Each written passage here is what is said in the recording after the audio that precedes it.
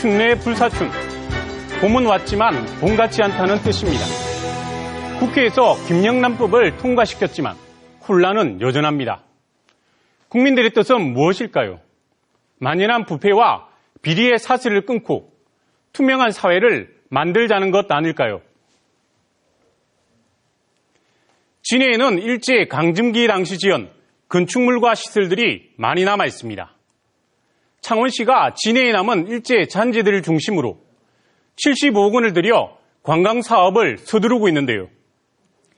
일제의 만행과 우리 선조의 아픔이 서린 일제 잔재를 관광 상품화하는 데만 급급해 아픈 역사를 외면하고 있는 현장을 취재했습니다. 엄마와 함께 진해에 놀러 갔습니다. 성처럼 예쁜 우체국과 작은 기차역, 2층으로 된 나무집들이 신기했습니다. 모두 일제감정기 때 만들어진 우리 문화유산이라고 합니다. 일제감정기가 꼭 나쁜 것만은 아니었나 봅니다. 우리에게 이런 멋진 건물들이 남아있으니까요.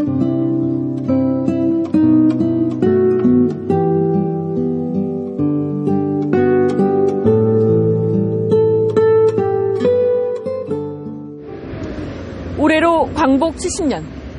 35년 동안의 일제 치하에서 벗어난 지 70년이 됐습니다.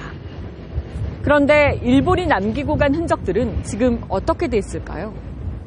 창원시는 진해구에 남아있는 일제의 잔재들을 관광 상품화하려 하고 있습니다. 혹독한 식민 통치를 한 일제의 잔재가 세월이 흘렀다고 해서 관광 상품으로 떠오른 것은 역사의 아이러니입니다. 일제의 잔재가 충분한 고민 없이 관광 상품화되고 있는 부끄러운 현장을 취재했습니다. 벚꽃과 해군의 도시 진해. 일제가 지난 1912년 군항으로 건설한 사실상 우리나라 최초의 계획도시입니다. 이곳에는 1890년대부터 1960년대까지 지어진 근대 건조물 가운데 34개가 남아있습니다. 이 가운데 우체국과 진해역, 옛 해군 병원장 사택, 해군 진해기지 사령부 본관 등 6개가 사적 또는 문화재로 등록돼 있습니다. 모두 일제 강점기 때 지어진 것들입니다. 진해 오면 일본식 건물들도 굉장히 많고 곳곳에 숨어있는 건물들이 굉장히 많고요. 그리고 봄 되면 또 벚꽃이 피면서 옛 진해의 모습들이 더 고풍스럽게 느껴지는 그런 멋이 있는 것 같아요. 창원시는 일제강점기 때 지은 건축물과 시설들을 중심으로 관광 사업을 하겠다고 나섰습니다. 진해 공설운동장을 시작으로 북원과 중원, 남원 등 3개 로터리를 지나 제왕산 공원을 잇는 75만 5천여 제곱미터 규모입니다. 이른바 에코 뮤지엄 시티. 역사 문화와 자연이 어우러진 관광도시를 만든다는 계획입니다. 3개 로터리 정비와 진해탑 정비에 각각 27억 원, 테마거리 조성에 21억 원 등 모두 75억 원이 투입됩니다. 고랑도시 이전에 일제강점기 시대에 이제 근대 도시로 이제 발전되면서 역사성이 있는 시설이 좀 많이 남아 있습니다. 관광으로서 충분히 가치 있다고 판단이 됐기 때문에 이렇게 복원 사업을 계획하게 됐습니다. 진해에 들어서면 가장 먼저 눈에 띄는 진해탑. 그러나 이곳은 일본이 1929년 러일 전쟁에서 러시아 함대를 대파한 기념으로 세운 기념탑이 있던 자리입니다. 광복뒤 기념탑을 허물고 지난 1967년 지금의 진해탑을 새로 세웠지만 탑 주변에는 제국주의의 야욕의 역사가 그대로 남아있습니다. 탑 동쪽 출입구로 오르는 75개의 계단. 아래쪽 계단 37개와 위쪽 계단 38개는 각각 러일 전쟁이 있었던 일본 메이지 유신 37년과 38년을 상징합니다.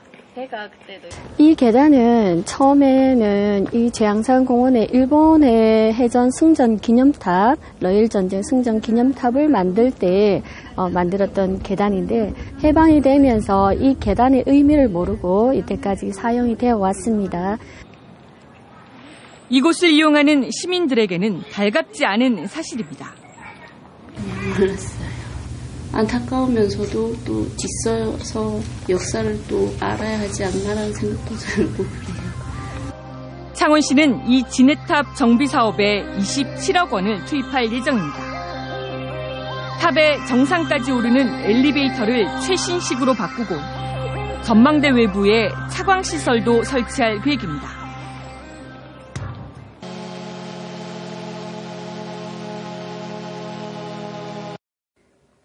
진해의 또 다른 대표 상징물 중원 로터리. 하늘에서 내려다봤습니다.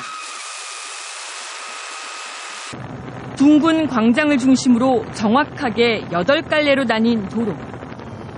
무엇이 떠오르시나요? 우길 승천길. 일장기의 붉은 태양 주위로 햇빛이 퍼져나가는 모양을 형상화한 일본의 군기입니다. 일본은 진해를 건설하면서 우길기를 본떠 중원 로터리를 만들었습니다. 늘 이곳을 지나다니는 진해 주민들조차 잘 알지 못했던 사실입니다. 이 중원 로터리가 이제 우길 승천기를 본뜬 건데 그건 알고 계셨어요?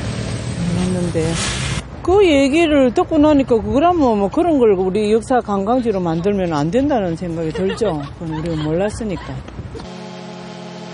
창원시는 이곳을 시민광장으로 보수해 쉼터로 개방할 계획입니다.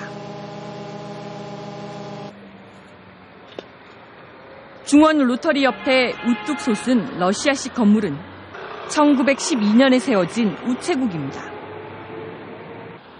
대륙 진출을 노리는 일제의 야요기설인 이 건물은 지난 1981년에 사적 제291호 우리의 문화유산으로 등록됐습니다. 그리고 지난 2000년까지 계속 우체국 청사로 쓰였습니다. 관광객들은 우체국 건물 앞에서 사진은 찍지만 어떤 역사적 의미가 담긴 곳인지 잘 알지 못합니다. 그냥 건물이 오래된 것 같고 예뻐서 사진 찍었는데 아무 팻말도 없고 해서 이게 무슨 역사적인 의미가 있는 곳인지는 몰랐어요. 지난 1926년 지어진 진해역. 지금은 오가는 기차가 끊겼지만 등록문화재 제192호로 지정돼 있습니다. 우체국과 함께 진해역도 창원시가 정한 대표 관광지에 포함돼 있습니다.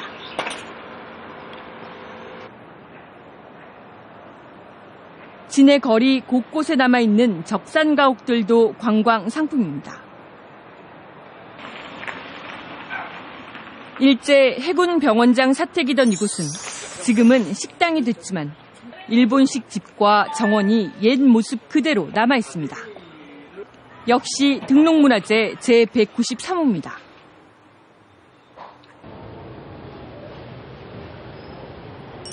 일본식 2층 집들이 7, 8채 이어지는 장옥거리와 일제강점기 때 요정으로 쓰였다는 중국풍의 뾰족집, 겹처마 지붕에 일본인들이 살던 적산가옥들도 주요 관광 코스에 포함됩니다. 이러한 근현대 문화유산 테마거리 조성 사업에도 21억 원이 투입됩니다. 이처럼 관광지 개발에는 75억 원을 들이지만 일제강점기 당시 일본의 만행과 선조들의 수탈 등 잊지 말아야 할 과거에 대한 역사 교육은 전혀 담겨있지 않습니다. 과거 나라를 잃었던 그 뼈아픈 역사에 대한 그 역사 인식 이런 거를 우리 시민들이나 후세들한테 가르쳐 줘야 될 때라고 생각합니다. 근데 그걸 단순한 관광 상품으로 만드는 거는 아주 흔한 이야기, 그 신채호 선생님 말씀하신 그 말씀이 생각나네요. 역사를 잊은 민족에게 미래는 없다. 경제만 있고 역사는 없는 그런 천박한 도시가 될까 봐 걱정됩니다.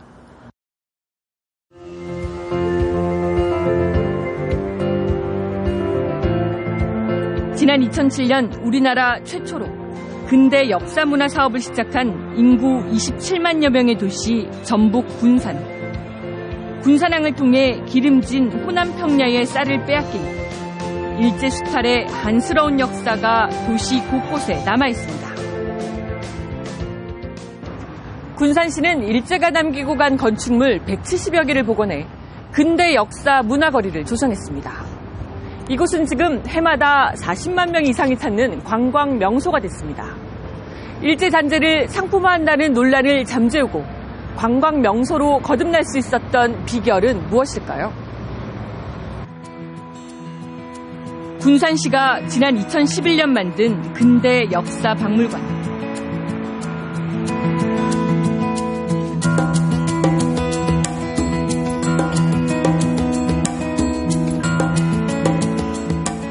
식민지 당시 쌀 수탈과 강제징용의 현장 등 나라 잃은 백성의 피와 눈물을 고스란히 옮겨놓았습니다. 이쪽이 왜 이렇게 일제라든가 그런 문화유산이 많이 남아있을지 몰랐는데 와서 보니까 이 주변에 곡창지대다 보니까 이쪽에서 약간 쌀이라든가 수탈을 많이 하는 역할로서 여기 많이 이용됐다는 걸 많이 보고 과거에 우리 조상들이 어떻게 생활했는지를 좀 볼 수 있어서 약간 좀 안타까운 감정을 많이 느꼈습니다.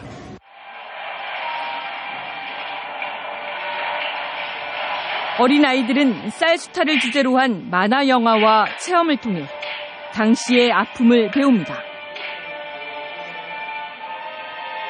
일제강점기 때 힘들게 살았던 모습을 애들한테 우리가 좀 보여줄 수 있으니까 뭐 그런 부분을 좀 교육 자료는 좋다는 거죠.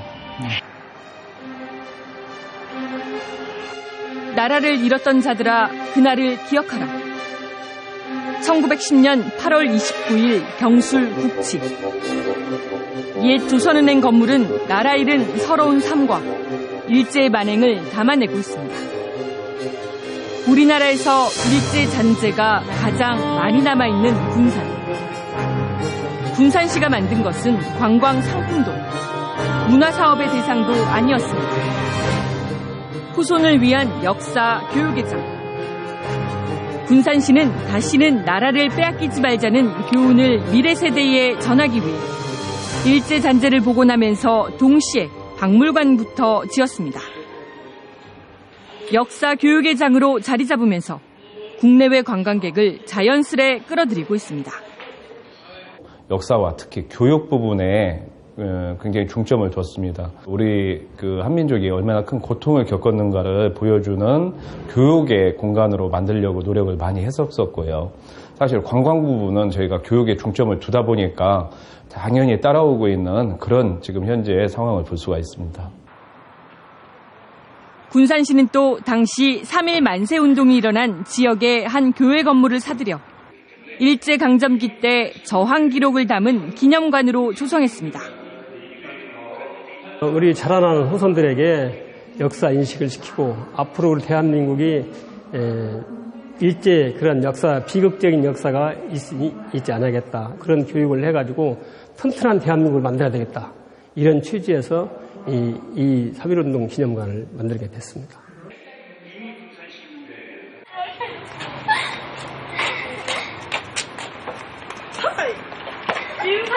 진해 유일의 역사관. 마을 주민들이 하나둘 관련 자료를 모아 만든 곳입니다. 역사관에 들어서면 가장 먼저 눈에 띄는 벚나무 뿌리는 일본이 원산지라고 소개돼 있습니다. 어린 관람객들은 진해의 벚나무가 제주도가 아닌 일본에서 시작된 것으로 잘못 배웁니다. 왜 진해에 벚꽃나무가 많은지 알고 있었어요? 몰랐는데요. 옛날에 일본이 우리나라에 쳐들어왔을 때 심은 것 같아요. 몇 점 안 되는 교육 자료들로 일제강점기의 아픈 역사를 배우기는 쉽지 않습니다. 그 일제강점기가 어떤 건지 알아요? 아니요. 그리고 여기 와서 배우게 됐어요. 어떤 생각이 들어요? 그게요. 좀 몰랐어요.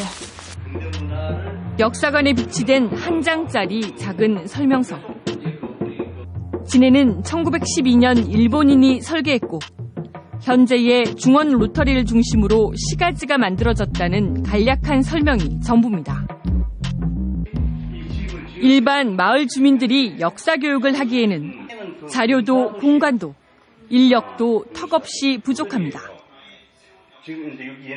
너무나 자료도 좀 부족하고 또 그다음에 그 역사를 가르쳐 줄 만한 그러한 그 전문가가 사실은 필요한데 그런 분들을 영입하기도 힘들고 그다음에 자료 또한 또 충분치가 못한 것은 사실이에요.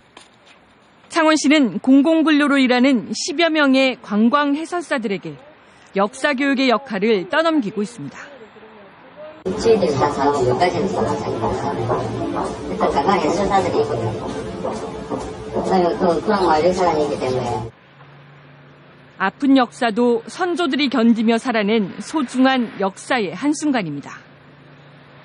그러나 창원시는 잊을 수도 잊어서도 안 될 우리의 역사를 단순한 관광 상품으로 만들고 있습니다. 정말 우리 과거 역사가 어땠는지 먼저 아는 게 순서라고 생각해요.